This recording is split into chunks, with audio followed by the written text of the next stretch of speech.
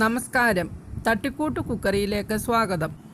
ചക്കയുടെ കൂഞ്ഞ് ഉപയോഗിച്ച് രുചികരമായ ഒരു മസാല കറിയാണ് ഞാൻ ഇന്നിവിടെ തയ്യാറാക്കുന്നത്. അതിനായി ചക്കയുടെ കൂഞ്ഞ് ചെറിയ കഷ്ണങ്ങളായി നുറുക്കി വെച്ചിട്ടുണ്ട്.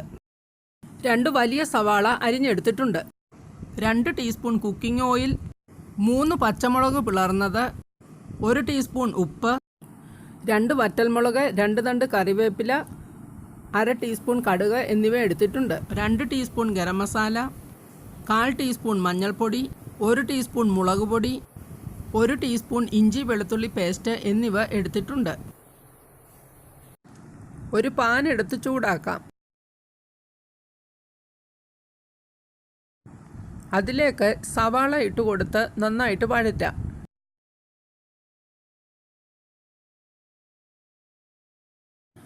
സവാള പെട്ടെന്ന് വഴന്ന് കിട്ടുന്നതിനായി നമുക്ക് അല്പം ഉപ്പ് ചേർത്ത് കൊടുക്കാം. നിങ്ങൾക്ക് എൻ്റെ ഈ വീഡിയോ ഇഷ്ടമായെങ്കിൽ ലൈക്ക് ചെയ്യണം, നിങ്ങളുടെ കൂട്ടുകാർക്കൊക്കെ ഷെയർ ചെയ്യണം. ഇതുവരെ എൻ്റെ ഈ ചാനൽ സബ്സ്ക്രൈബ് ചെയ്തിട്ടില്ലാത്തവർ സബ്സ്ക്രൈബ് ചെയ്യണം. ഞാനിടുന്ന പുതിയ റെസിപ്പീസൊക്കെ നിങ്ങളുടെ പക്കൽ എത്തുന്നതിന് വേണ്ടി സബ്സ്ക്രൈബ് ബട്ടനോടൊപ്പമുള്ള ബെൽ ഐക്കണിലൊന്ന് ടാപ്പ് ചെയ്യണം. 1/2 ടീസ്പൂൺ എണ്ണ ഒഴിച്ചു കൊടുക്കാം.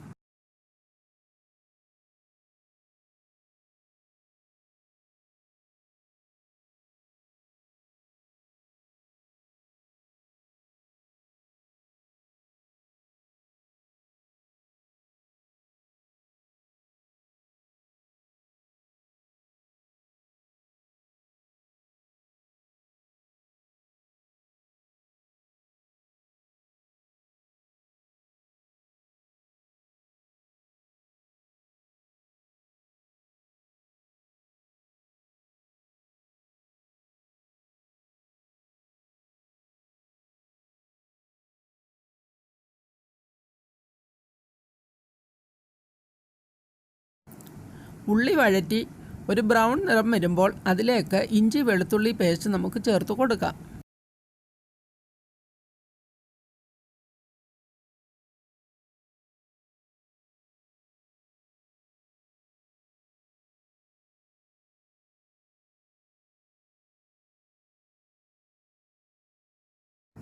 പിളർന്നു വെച്ചിരിക്കുന്ന പച്ചമുളക് ചേർക്കാം.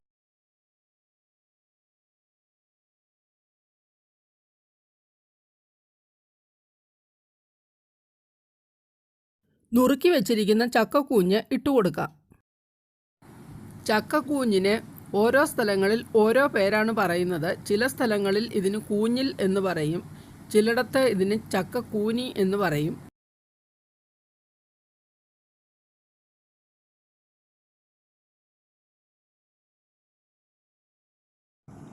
ഇത് ചപ്പാത്തിയുടെ കൂടെയും ചോറിൻ്റെ കൂടെയും ഒക്കെ കഴിക്കാൻ പറ്റിയ നല്ലൊരു കറിയാണ്.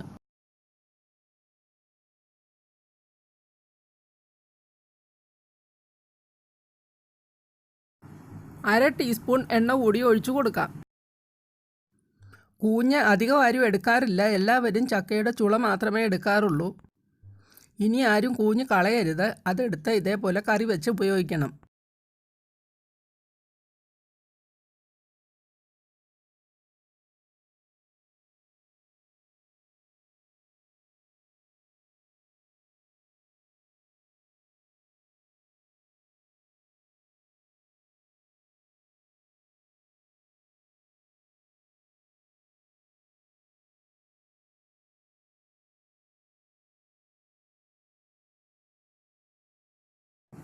ഗരം മസാല ചേർത്ത് കൊടുക്കാം.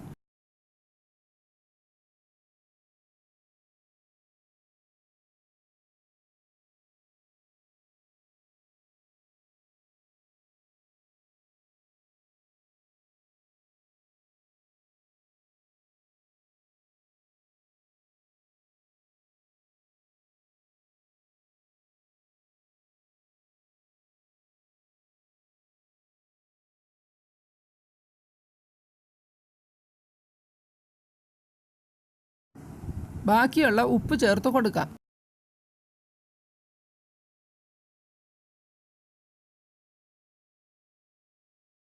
എടുത്തു വച്ചിരിക്കുന്ന മുളക് പൊടിയും മഞ്ഞൾപ്പൊടിയും ചേർക്കാം.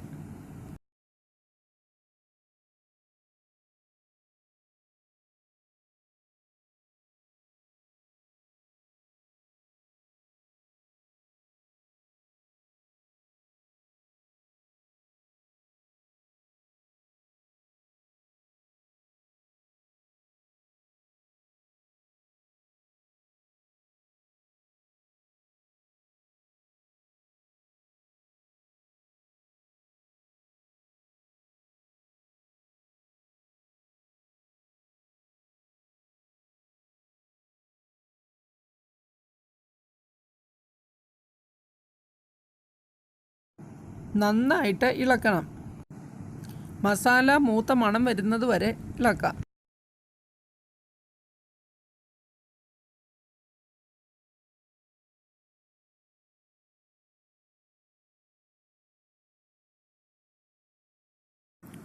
ഇനി നമുക്ക് കുറച്ച് വെള്ളം ഒഴിച്ചു കൊടുക്കാം.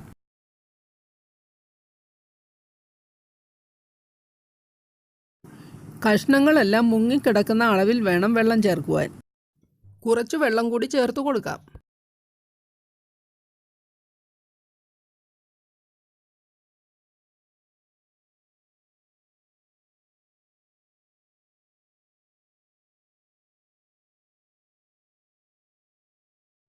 നമുക്കിത് മീഡിയം ഫ്ലെയിമിലിട്ട് 5 മിനിറ്റ് അടച്ചു വെച്ചൊന്ന് വേവിച്ചെടുക്കാം.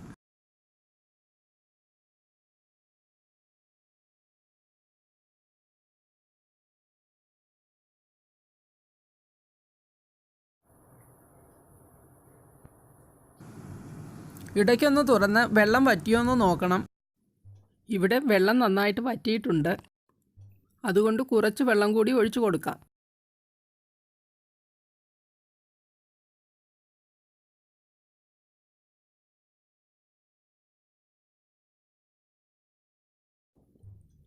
വെള്ളം ഒഴിച്ചു കൊടുത്ത് നന്നായിട്ടൊന്ന് ഇളക്കി തിളപ്പിച്ച് നിർത്താം.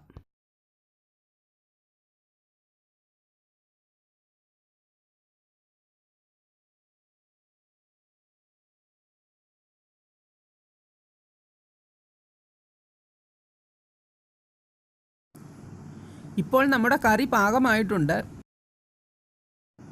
ഇനി നമുക്കതിലേക്ക് കടുക് താളിച്ചൊഴിക്കാം. അതിനായി ഒരു പാൻ അടുപ്പിൽ വെച്ച് ചൂടാക്കാം. അതിലേക്ക് എണ്ണ ഒഴിച്ച് ചൂടാക്കാം.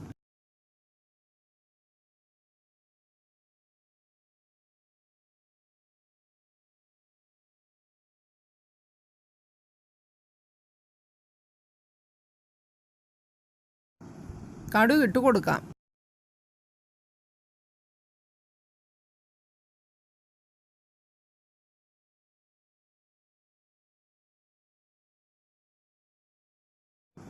കറിവേപ്പില ഇട്ട് കൊടുക്കാം.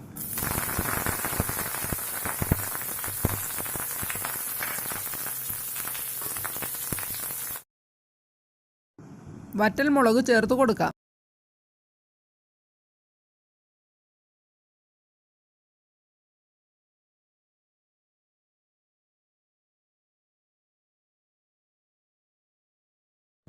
തയ്യാറാക്കി വെച്ചിരിക്കുന്ന കറിയിലേക്ക് കടുക് താളിച്ചത് ചേർത്ത് കൊടുക്കാം.